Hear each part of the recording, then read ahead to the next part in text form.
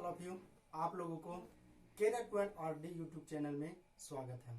दोस्तों, अभी हम लोग भारतीय जलवायु के बारे में जानकारी प्राप्त कर रहे हैं, जिसमें अभी तक हम लोग भारत एक उष्णकटिबंधीय मानसूनी देश है। भारत में वर्षा ऋतु, शीत ऋतु में मौसम की क्रिया विधि के बारे में जानकारी प्राप्त कर चुके हैं। आज हम लोग ग्रीष्म ऋतु में मौसम की क्रिया विधि के बारे में जानकारी प्राप्त करेंगे। तो चलिए देखते हैं ग्रीष्म ऋतु में मौसम की क्रिया विधि। तो दोस्तों, आप लोग तैयार हो जाइए, लिखना प्रारंभ कर दीजिए। 22 मार्च को सूर्य की स्थिति विषुवत रेखा पर होती है। यानी 22 मार्च को सूर्य की स्थिति विषुवत रेखा पर होती है। धीरे धीरे सूर्य उत्तरायण होने लगता है और 21 जून तक सूर्य की स्थिति कर्क रेखा पर होती है। कब? 21 जून तक सूर्य की स्थिति कर्क रेखा पर होती है। सूर्य के उत्तरायण होने के कारण ITCZ क्षेत्र भी उत्तरायण होने लगता है। सूर्य के उत्तरायण होने के कारण उत्तरी गोलार्ध में गर्मी का मौसम या गर्मी बढ़ने लगती है। सूर्य की उत्तरायण होने के कारण उत्तरी गोलार्ध में गर्मी बढ़ने लगती है। जैसे जैसे ITCZ का क्षेत्र उत्तर की ओर प्रभावित होते जाता है, तैसे उत्तर भारत में प्रभावित होने वाली पछुआ जेट पवन की दक्षिणी शाखा कमजोर होने लगती है। यानी जैसे जैसे ITCZ का क्षेत्र उत्तर की ओर प्रभावित होने लगता है, तो उत्तर भारत में प्रभावित होने वाली पछुआ जेट पवन जो कमजोर होने लगती है और पीछे हटने लगती है। ऐसे में पछुआ जेट पवन हिमालय के उत्तर में प्रभावित होती है। तो देखिए दोस्तों, इसको जानने के लिए सबसे पहले ये जानना पड़ेगा कि ये सूर्य की स्थिति 22 मार्च को कहां पड़ रही है? विषुवत रेखा पर। तो देखिए, सूर्य है से 22 मार्च को विषुवत रेखा पर यानी 0 डिग्री अक्षांश रेखा पर सूर्य की स्थिति या सूर्य की लंबवत किरणें पड़ती है, जिसके कारण यानी 22 मार्च को सूर्य की लंबवत किरणें विषुवत रेखा पर पड़ने के कारण दिन और रात दोनों गोलार्धों में बराबर होती है। यानी उत्तरी गोलार्ध और दक्षिणी गोलार्ध में दिन और रात कब बराबर होती है? 22 मार्च को। इसलिए क्योंकि सूर्य की लंबवत किरणें सीधे विषुवत रेखा पर 22 मार्च को पड़ती है, इसलिए 12 घंटा का रात और 12 घंटे का दिन होता है। धीरे धीरे सूर्य 22 मार्च के बाद धीरे धीरे उत्तरायण होने लगती है, यानी उत्तर की ओर प्रभावित हो रही है, उत्तरायण होने लगती है। और इसकी स्थिति 21 जून को, यानी सूर्य की स्थिति 21 जून को कर्क रेखा पर, कहां? कर्क रेखा पर पड़ती है। कब? 21 जून को, जिसके कारण उत्तरी गोलार्ध में 21 जून को कर्क रेखा पर क्या होती है? सूर्य की लंबवत किरणें पड़ती है, जिसके कारण उत्तरी गोलार्ध में दिन बड़ा होता है और रात छोटा होता है। जिसके कारण उत्तरी गोलार्ध में दिन बड़ा होता है, रात छोटा होता है। कब? 21 जून को। और दक्षिणी गोलार्ध में रात बड़ी होती है और दिन छोटी होती है। कब? 21 जून को ही। यानी 21 जून को उत्तरी गोलार्ध में दिन बड़ा, दक्षिणी गोलार्ध में रात बड़ा। उत्तरी गोलार्ध में रात छोटा 21 जून को, दक्षिणी गोलार्ध में रात बड़ा यानी दिन छोटा 21 जून को। समझ रहे हैं ना? उसके बाद सूर्य दक्षिणायन होना प्रारंभ कर देता है, यानी 21 जून के बाद क्या होता है? सूर्य दक्षिणायन होने प्रारंभ करता है। तो दक्षिण की ओर प्रभावित होते हुए 23 सितंबर यानी 23 सितंबर को ये है सो कहां पहुंच जाती है? विषुवत रेखा पर सूर्य की स्थिति। फिर एक बार सूर्य जब दक्षिणायन होना प्रारंभ हो जाती है, तो कहां पहुंच जाती है? यहां विषुवत रेखा पर। कब? 23 सितंबर को।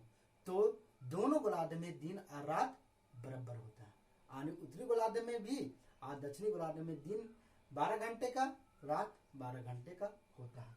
उसके बाद सूर्य जब विषुवत रेखा से दक्षिणायन होते रहती है तो 22 दिसंबर को मकर रेखा पर पहुंच जाती है। कहां पर पहुंचती है? मकर रेखा पर। और मकर रेखा पर भी क्या होता है, उसके बाद दक्षिणी गोलार्ध में दिन बड़े हो जाते हैं।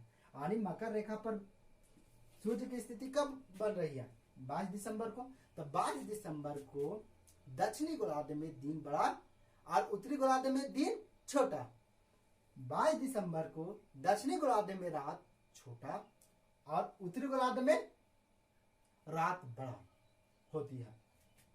अब देखिए, अगर यहां सूर्य की स्थिति देखिए दो बार, यानी 22 मार्च और 23 सितंबर को, 22 मार्च और 23 सितंबर को सूर्य की लंबवत किरणें विषुवत रेखा पर पड़ती है।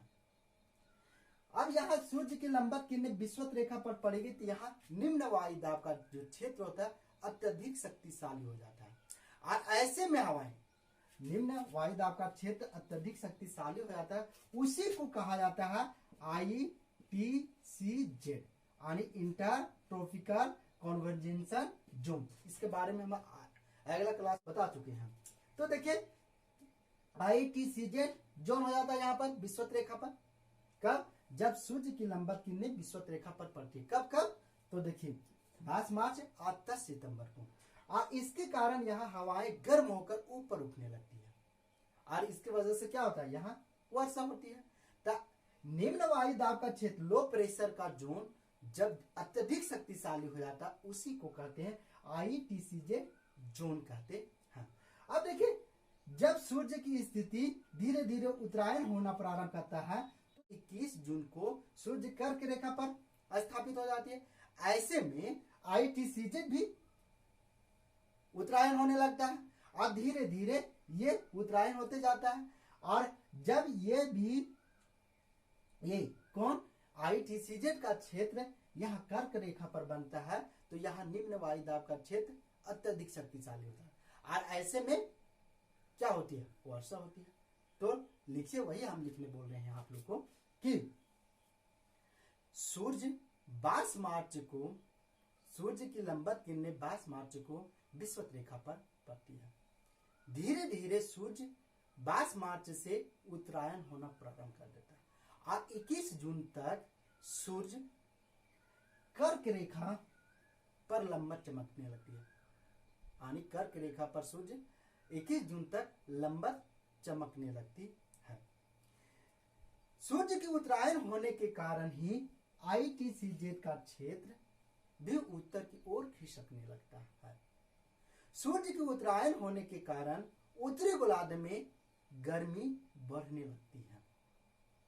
जैसे जैसे ITCZ उत्तर की ओर प्रभावित होती है, जैसे जैसे ITCZ उत्तर की ओर प्रभावित होती है तो उत्तर भारत में प्रभावित होने वाली, यानी ठंडे के मौसम में प्रभावित हो रही थी ना कौन, पछुआ जेट पवन की दक्षिणी शाखा।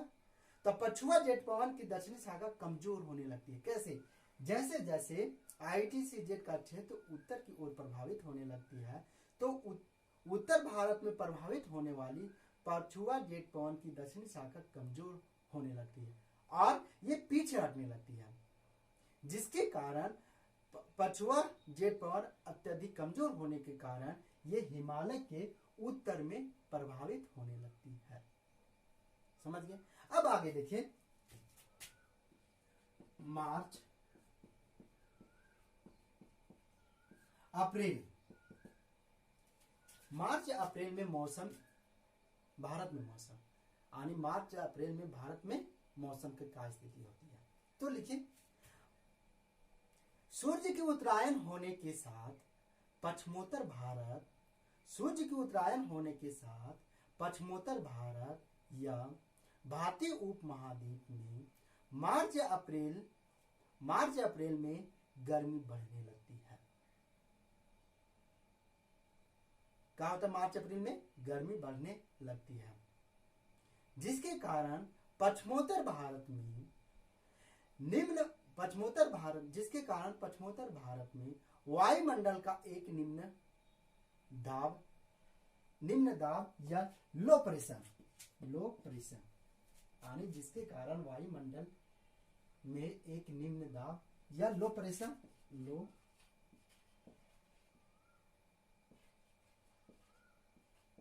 लो प्रेशर जोन विकसित होती है। ये लो प्रेशर जोन जो पश्चिमोत्तर भारत में स्थापित होती है। कहाँ होती है? पश्चिमोत्तर भारत में स्थापित होती है ये लो प्रेशर जोन। यानी यहाँ देखिए भारत की स्थिति ये है, तो ये पश्चिमोत्तर भारत यहाँ हो गया, तब पश्चिमोत्तर भारत में लो प्रेशर जोन स्थापित होती है। कहाँ पर? पश्चिमोत्तर भारत में। ऐसे में निम्न वायुदाब का केंद्र, ऐसे में वहां निम्न वायुदाब का क्षेत्र बन जाता है। तो निम्न वायुदाब के क्षेत्र को भरने के लिए उत्तर भारत में प्रभावित होने वाली स्थानीय हवाएं चलती है। अब देखिए यहां पर भारत की स्थिति है, यहां पर देखिए यहां ये है कर्क रेखा, ये विषुवत रेखा, तो यहां पर आपका है भारत की स्थिति। यानी विषुवत रेखा से यहां पर है भारत की स्थिति, देख रहे हैं। तो भारत में यहाँ पश्चिमोत्तर भारत में क्या होता है? लो प्रेशर का जोन होता है।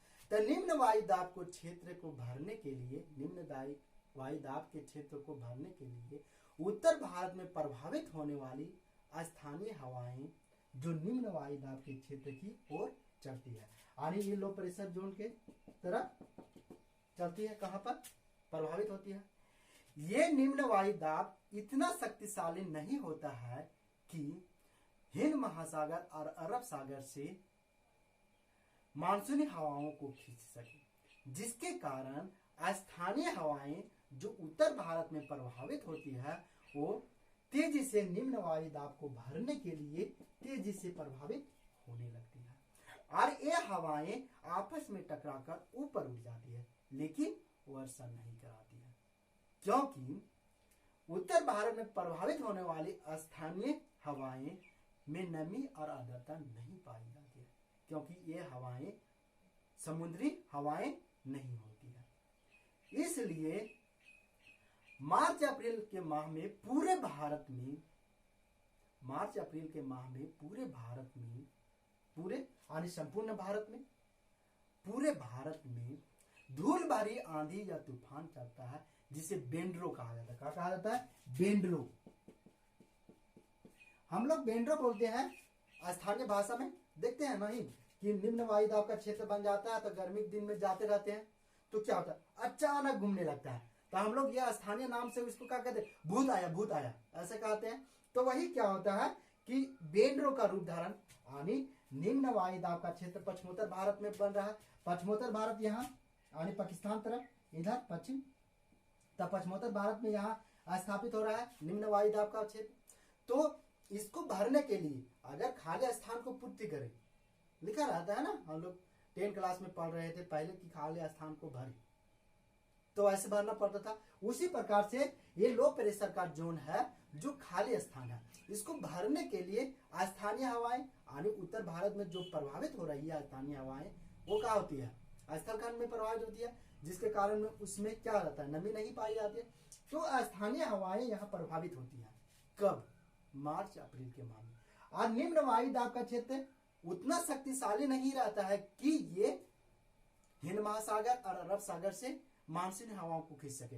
वैसे में सामने का ही, पहले सामने वाला ही हवा को गर्म करना चाहती है, तो क्या कहती है कि उत्तर भारत में प्रभावित होने वाली स्थानीय हवाओं को खींचना प्रारंभ करती है और ये खींचकर तेजी से खींचती है। और ये जब खींचती है तो आपस में वहां आग गर्म होकर वो स्थानीय हवाएं ऊपर उठती है और ऊपर उठने की वजह से ये तो टकराती है, टकरा के ऊपर उठती है, लेकिन ये वर्षा नहीं कराती है, क्योंकि ये नमी या आर्द्रता इस हवा में नहीं पाया जाता।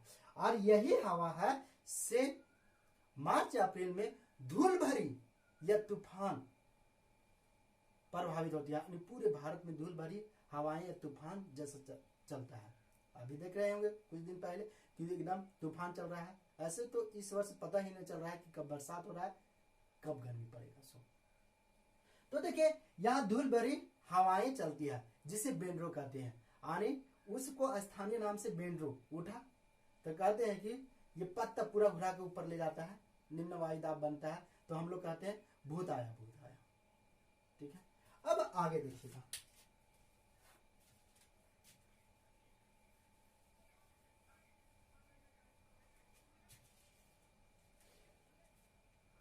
भारत में मई का मौसम,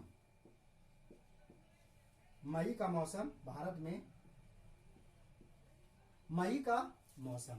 अब देखिए मई का मौसम भारत में कैसे आता है, इसके बारे में जानकारी प्राप्त करने के लिए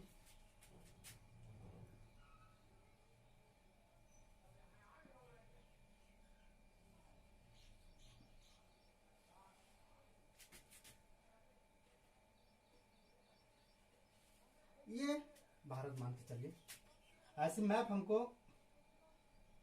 अच्छा से नहीं बनाने आता है, तो इसके लिए आप लोग क्षमा मांगते हैं। तो देखिए ऐसे 5 मई, 10 मई, 15 मई, 20 मई, और ये हो गया आपका कर्क रेखा, रेखा जो भारत के बीचों बीच से प्रभावित होती है। कौन सी? कर्क रेखा। तो देखिए 5 मई, यहां बोलते हैं मई में मौसम, यानी भारत में मई के माह में मौसम के बारे में हम लोग को जानकारी प्राप्त करना है। तो 22 मार्च से ही सूर्य उत्तरायण होने लगता है, और सूर्य के उत्तरायण होने के कारण लिखिए 22 मार्च से ही सूर्य उत्तरायण होने लगता है, और सूर्य के उत्तरायण होने के कारण ही ITCZ का क्षेत्र भी उत्तर की ओर प्रभावित होने लगती है। मई के प्रारंभ में, यानी मई माह के प्रारंभ में ही ITCZ जो मई के प्रारंभ में ही ITCZ जो भारतीय उपमहाद्वीप के दक्षिणी छोर पर, यानी भारतीय उपमहाद्वीप के दक्षिणी छोर पर विस्थापित हो जाता है, यानी स्थापित हो जाता है, विराजमान हो जाता है। कौन? ITCZ का क्षेत्र। तो देखिए भारतीय उपमहाद्वीप के अंतर्गत कितने देश आते हैं? 5 देश आते हैं। कौन कौन? पाकिस्तान, नेपाल, भूटान, बांग्लादेश, भारत। इसकी चर्चा हम पहले कर चुके हैं, पहले के वीडियो में आप लोग देख सकते हैं। तो क्या होता है कि सूर्य 22 मार्च से ही सूर्य उत्तर की ओर प्रभावित होने लगती है, उत्तर की ओर, और ऐसे में सूर्य के उत्तरायण होने के कारण ITCZ का क्षेत्र भी उत्तर की ओर प्रभावित होने लगता है। होने लगता है कब? ये 22 मार्च से ही। और मई के प्रारंभ में ही ITCZ का क्षेत्र जो भारतीय उपमहाद्वीप के दक्षिणी छोर पर विराजमान हो जाता है, जिसके कारण दक्षिण भारत में निम्न वायुदाब का क्षेत्र अत्यधिक शक्तिशाली हो जाता है। ऐसे में स्थानीय पवनें निम्न वायुदाब की ओर प्रभावित होती है, और ये आपस में टकराकर ऊपर उठती है और दक्षिण भारत में वर्षा कराती है। अब देखिए यह हवाएं कहा कि यहाँ शक्तिशाली हो जा रही है, लो प्रेशर का जोन शक्तिशाली, यानी ITCZ का विराजमान हो चुका है वहां 5 मई के अंदर, यानी ये बोल रहा है मई के प्रारंभ में। अब आप समुद्र की नजदीकी होने के कारण, समुद्र, ये सब समुद्र है, समुद्र की स्थिति नजदीक होने के कारण दक्षिण भारत में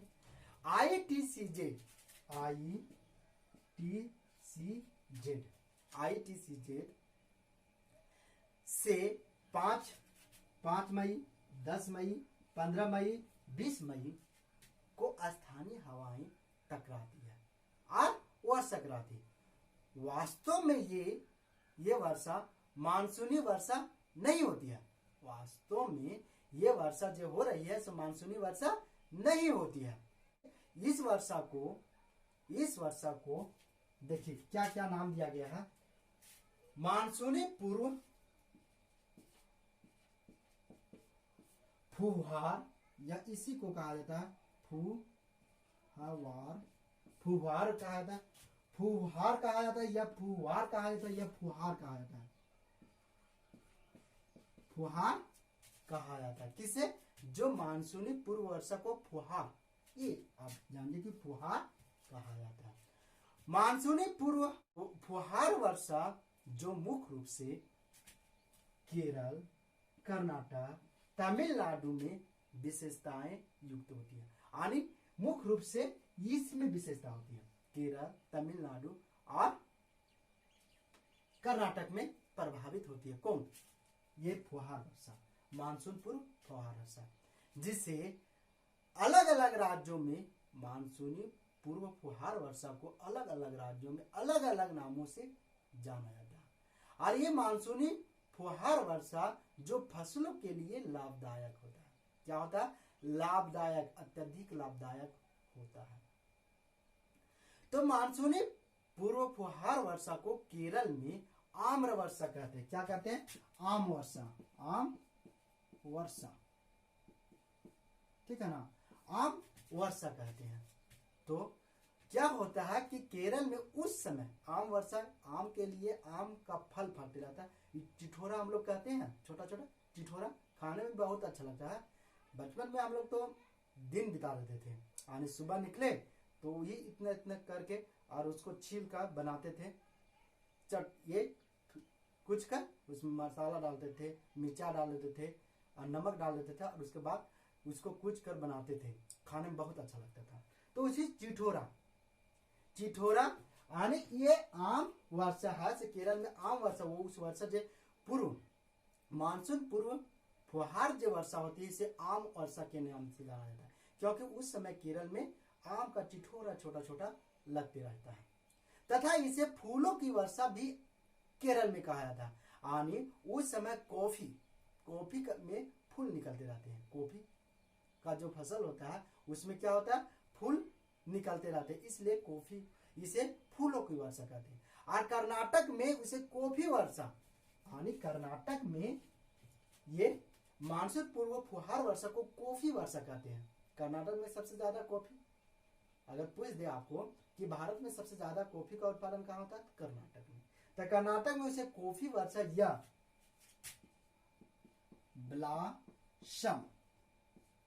ब्लासम वर्षा कहते हैं।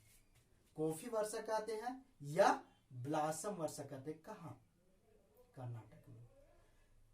इसके बाद ITCZ, देखिए ITCZ यानी अंतर उष्ण कटिबंधीय अभिसरण जोन, जो दक्षिण भारत में यानी भारतीय उपमहाद्वीप के दक्षिणी छोर पर स्थापित है। वो धीरे धीरे उत्तर की ओर प्रभावित होते लगती है। यानी ये धीरे धीरे उत्तर की ओर प्रभावित हो रही है। और ये इसकी स्थिति मई के अंत तक, कर्क रेखा के समीप आ जाती है। मई के अंत तक कर्क रेखा के समीप स्थापित हो जाती कौन? ITCZ जोन, जिसके कारण पश्चिम बंगाल में मौसमी हलचल का केंद्र बन जाता है। देखिए, जिसके कारण पश्चिम बंगाल में क्या होता है? मौसमी हलचल का केंद्र बन जाता है। ऐसे में पश्चिम बंगाल में तेज भरी हवाएं यानी धूल भरी तेज भारी आंधी तूफान हवाएं चलती है, या तेज भारी वर्षा और बहुत तेज से वर्षा होती है, जिसे झंझावट वर्षा कहते हैं। झंझावट वर्षा कहते हैं। पश्चिम बंगाल में मई के अंत तक पश्चिम बंगाल में तेज भरी हवाएं प्रभावित होती है, तेज भरी तूफान प्रभावित होती है, जिसके कारण से काला बैसाखी कहते हैं, जिसके कारण इसे काला बैसाखी कहते हैं। तो देखिए, उस समय आप लोग को याद होता होगा कि कभी इतना तेज, अभी भी हाल फिलहाल में आया था कि पेड़ पौधा उखाड़ते हुए तेज हवा आती है। तो इसी समय काला बैसाखी के नाम से पश्चिम बंगाल से प्रभावित होती है। और वही तेज हवा से आम के पेड़ गिर गया, अगर छप्पर लगाए हैं वो अल्वेस्टर जगाए हैं, अगर नहीं अच्छा से तो उसको उड़ा के ले गया। देखते हैं कभी कभी पुआल माचिस से गिर गया तो वही नुकसानदेह होता है, फसलों को भी नष्ट कर देती है। इसके बाद हम लोग जून, मई के बाद आता है जून की मौसम के बारे में अगले क्लास में हम लोग देखेंगे। थैंक यू दोस्तों, अच्छे तरीका से समझिए और उसको लिखने की कोशिश कीजिए। ये मेंस का टॉपिक है, इसलिए ध्यान से पढ़िए।